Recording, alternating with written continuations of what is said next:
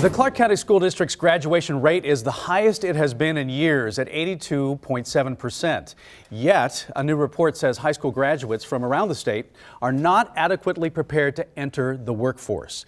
The report released this month was commissioned by the Las Vegas Global Economic Alliance. Here to talk more about the report's findings and what can or should be done is Jonas Peterson, President and CEO of the LVGEA. Jonas, thanks for being here again. Mitch, thanks for having me on. You bet. Let's talk about this. Why did you want to come up with a report that looked at the skills that graduates are having? Why do this? This is a big deal for economic development, and we think the Workforce Blueprint is a significant step forward for workforce development in Southern Nevada. We know as a community that if we're going to support our growing economy, we need to have an abundant and skilled workforce, not only today to meet the needs of employers, but going into the future. The blueprint is about meeting those needs, identifying the needs today, but then looking through 2024 to see what our economy, really our community, is going to need for occupations and skills, and then trying to meet those needs. Right. Are all communities, other LVGEAs or whatever they're called around the country, are they doing this too?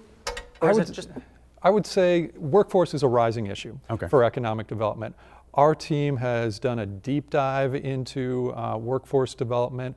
We see it as a big part of the future. So I would like to think our team is going even further than other regional economic development groups, but it's because it's that important to the economy of Southern Nevada. Okay. How do you go about putting a report like this together? Yeah, so it's a long process. For us, it started earlier this year. So our board, the LVGA 50, identified a new set of target industries for Southern Nevada. These are industries that we expect to grow faster than others to add more value to our economy over the next 5 years. Industries like manufacturing and logistics, autonomous systems, business headquarters, hospitality, tourism, the list goes on. Once we identified those target industries, then we started to look at workforce needs, not only today, but what will it look like through 2024. We extended it to the broader economy, and that gave us the starting point for our workforce blueprint. Okay, so when you come up with this report and it says what it says, we need to increase our skill level for graduates and soon-to-be graduates. What does it say about the value of a high school diploma? Does it address that at all? I mean, we want everybody to graduate, but what should that say about the graduation rate and the importance of? I think where the blueprint can be helpful is identifying career pathways.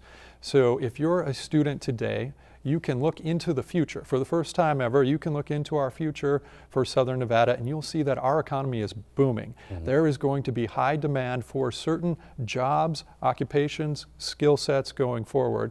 And if I was a student, I would take a look at that report and try and go where the demand is going to be. Let's talk about the demand. Talk about the top in-demand occupations. What do we see coming forward here?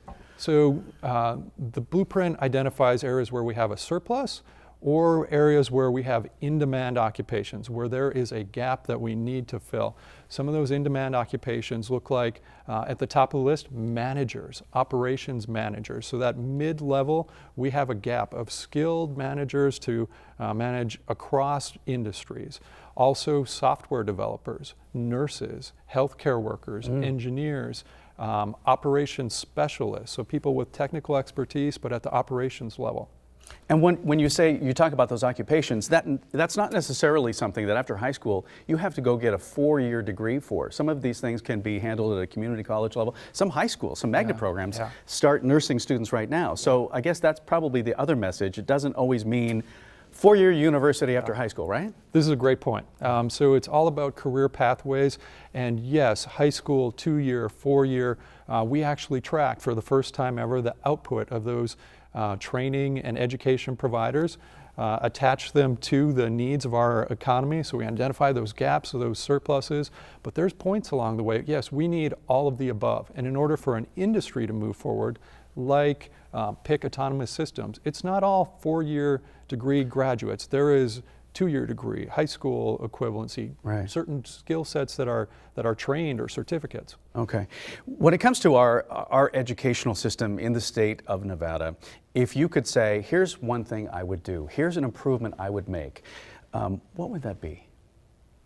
Ooh, this is a beautiful question. I think we know it comes down to the quality of teachers in the classroom, hands-on with students. I think that is primary, right? Anything we can do to drive more teachers to classrooms, and generally from an economic development point of view, if it's STEM related, that attaches really well and drives what we see as the industries of tomorrow.